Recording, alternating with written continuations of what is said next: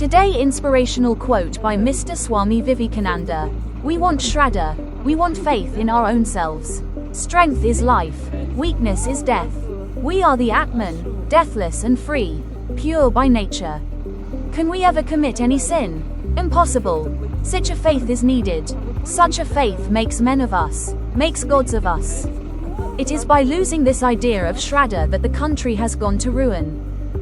మనకు శ్రద్ధ కావాలి, ఆత్మవిశ్వాసం కావాలి. బలమే జీవనం, బలహీనతే మృత్యువు. మేము ఆత్మస్వరూపులం, మృత్యురహితులం, ముక్తులం, పవిత్రులం, స్వభావసిద్ధంగా పరిశుద్ధులం. అటువంటి మేము ఎప్పుడైనా ఏ పాపమైనా చేస్తామా? అసంభవం. ఇటువంటి విశ్వాసం కావాలి. అటువంటి విశ్వాసం మనల్ని మనుష్యులను చేస్తుంది, దేవతలను చేస్తుంది. ఈ శ్రద్ధాభావం లోపించటం వల్లనే దేశం నాశనమైపోయింది.